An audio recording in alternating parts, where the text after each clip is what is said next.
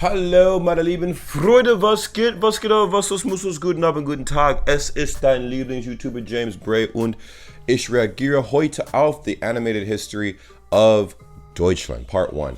I got this recommended to me in the Discord server, so I was looking through and I'm like, oh, okay. I noticed that a lot of people were posted in there, so I'm like, you know what, I'm gonna go ahead and check this out. If you guys are new to the channel, willkommen. If you guys are returning viewers, willkommen to Rook. We post videos every single day. You guys give me suggestions. I check them out. Sometimes I do vlogs. A lot of times I do reactions. Sometimes I even do commentary. It really depends. But without further ado, we're gonna go ahead and dive nose deep into this video. All I ask is that you abonniert diesen Kanal und like the video. Bitte. Vielen lieben Dank. Let's go ahead and jump into this thing. See exactly what the animated history has to teach us about Deutschland. Is there anything I don't already know? I can already answer that for you right now. Yes! Los geht's! Located right in the center of Europe, between its two largest neighbors, France and Poland. Strap yourselves in for a complicated one. When the Romans arrived in Germany, they found a land inhabited by... Wait a minute, so this start off in the Roman times? This all started off with the Romans? What? Interesting. Well, now I gotta wait for my... melting pot of Celtic and Germanic peoples. The diversity of the region didn't interest the Romans, who called the land west of the Rhine River Gaul and east of the river Germania. Wait a minute. So Gaul and Germania. Okay. Peoples were really good at fighting the Romans, but the people in these regions lived mostly agrarian lifestyles in independent tribes. These small tribes soon became fewer big tribes. These tribes weren't a nation as such. There were Wait, what? They had tribes in Germany? What? What? Wait, hold on. What? I thought that was like, oh man, well, let me not say what I thought that was, because I'm gonna sound extra ignorant. A conglomeration of independent smaller states for centuries, which is the reason why there are so many names for the German nation to this. Oh, Germany, Deutschland, Teichsland, Niemcy, Alla Magna, what? Hey. The Germans expanded further into the weakening Roman Empire. Oh, nice. This Great Migration period eventually became known as the Great Migration period. Worldwide, wasn't that what it was called? Like just literally the Great Migration. It wasn't just for Germany. It was like worldwide. There was a lot of shit going down. The Roman Empire eventually fell, and I guess my parents used to use that as an analogy for America to an extent. They're like, hey, just like all good things, they all come to an end eventually. I mean, just to say, like, you can't stay on top forever. You know, there will always be an underdog that'll like slither its way up there. And I'm like, I don't know who the underdog's gonna be, but damn. Historians aren't very creative. One of the tribes, called the Franks, dominated the region and slowly conquered all of France, Germany. Wow, that's really? So one of the tribes called the Franks dominated a region and called it France. And so, what did some of the germs like conquer, like, you know, Germania or something like that, and boom, like, or conquer like a plot of land and called it Germany or some shit? I don't know. Is that how it works? The Low Countries and parts of Italy under the Merovingian and Carolingian dynasties. Much of this conquest can be attributed to Charlemagne, also known as Charles the Great.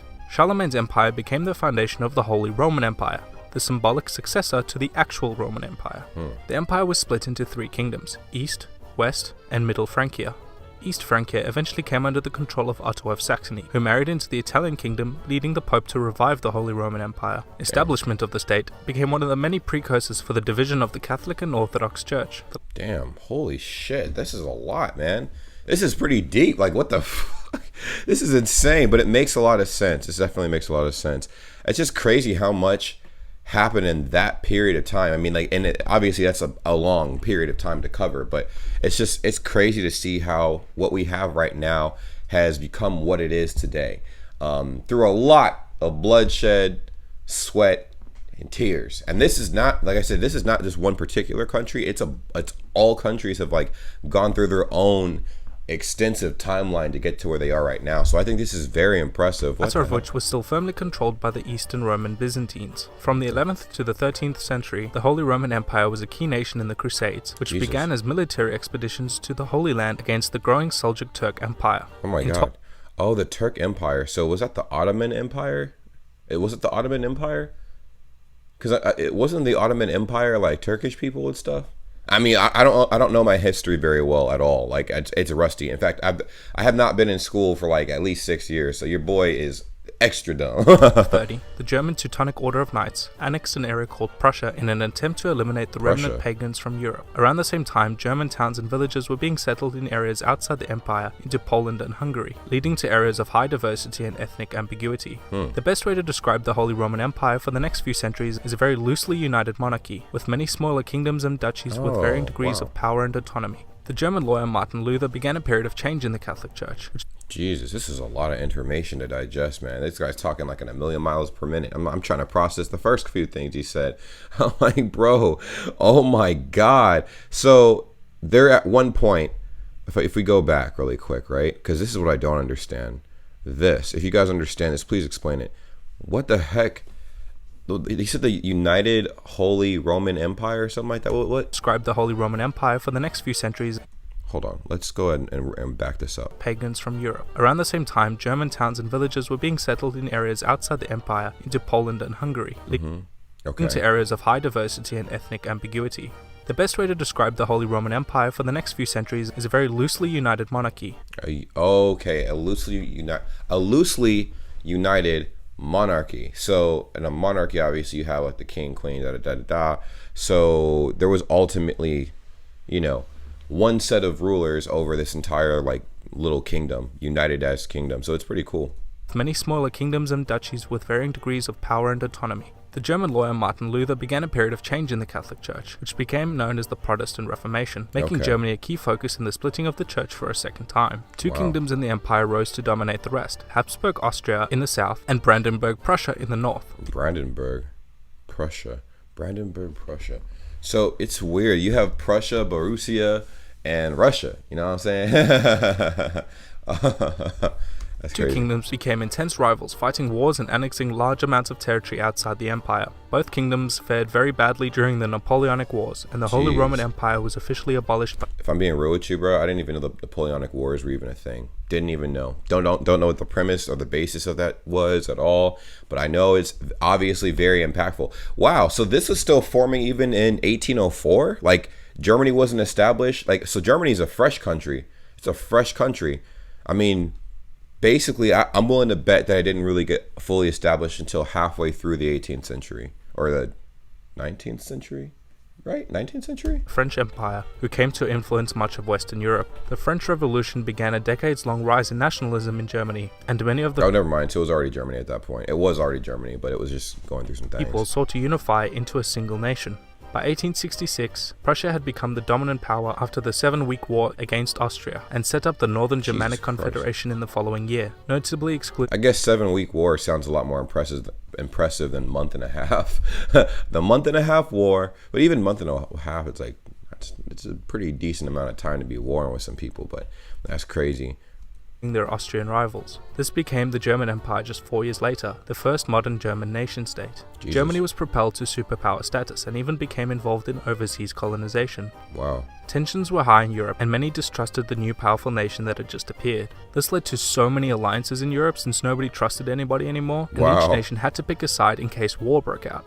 And this preparation for war inevitably became its precursor. So that's what happened. Well, obviously this is not the main catalyst behind World War I, because I heard that it actually started with like what essentially was a smaller incident that pretty much like had a big ripple effect, and then everybody's like, oh my god, we gotta start throwing hands. The Slavic nationalist Gavrilo Princip assassinated the heir to the Austrian throne in 1940. Yes, this is what it is. That's what it was. This is exactly what started World War I. He's getting into it. Now let's run it back so I can get the full story. This preparation for war inevitably became its precursor. Okay. When the Slavic nationalist Gavrilo Princip assassinated the heir to the Austrian throne in 1914, war broke out in Europe between the Central Powers and the Allies. Germany ended up being a key aggressor in the war and was blamed for most of the atrocities committed during battle. Extremely harsh war reparations were imposed on the state, and much of its territory was stripped in the Treaty of Versailles.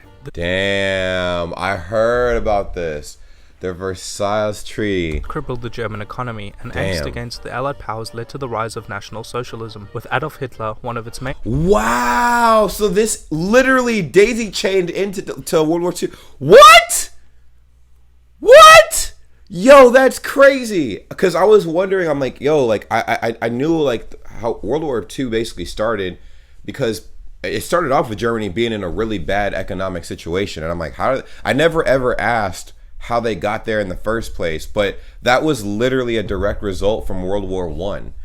And so during all that, Hitler, who was definitely Austrian, like slithered his way into the scene and stuff. Is like, wait, what if we just blame a group of people? And boom, like, it's advocates crazy. Rising to power on the resentment held by the common people. Hitler became chancellor in the year 1933, instituting radical reforms and imposing strict National Socialist ideals on the nation, which became known to the West as Nazi Germany. The regime was highly anti-Semitic and allied itself with fascist Italy and Imperial Japan to form the Axis powers of World War II. After a rapid expansion and then military decline, Nazi Germany was defeated and divided along the zones of occupation by Allied powers. West and East Germany continued as neighbors for the next few decades, and the Berlin Wall was erected around West Berlin to prevent defectors from the communist East Germany. By 1990, the communist East collapsed, being reunited with West Germany. Yes! The new German Republic is known for its high quality of living, exceptional engineering, and for playing a key role in rebuilding Europe, being one of the key founders of the European Union and the Eurozone. That's crazy, man. Wait, oh my god. This is a lot, man. This is a lot. If you guys have anything to add to this, let me know in the comments down below. I just learned a lot, especially because I guess when you think of World War I, the way it's taught here, at least in the US, it's not taught to be as memorable or as significant as World War II, because World War II is where America really got involved, you know? Prior to that, we weren't really that involved at all, because we don't really talk about it like that. But like, now I understand what initially started World War I. So I guess let's backtrack. So if the assassination never happened, right? If the assassination never happened for World War I, then World War II wouldn't have happened, because Germany would have already been in an economically sound standing. But who's to say that something else wouldn't have happened to trigger something even more catastrophic in the future? I don't know. I mean, going back in the past to change something that already happened, like that, I mean, massive butterfly effect, and it could affect how everything is now, like literally everything.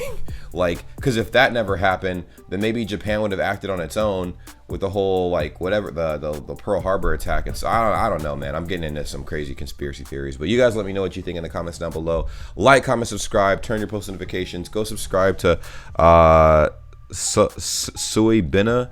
That's the YouTube channel that made this lovely animation. Very talented individual, very informed individual, and you know, just that's pretty much it. Thank you guys for watching.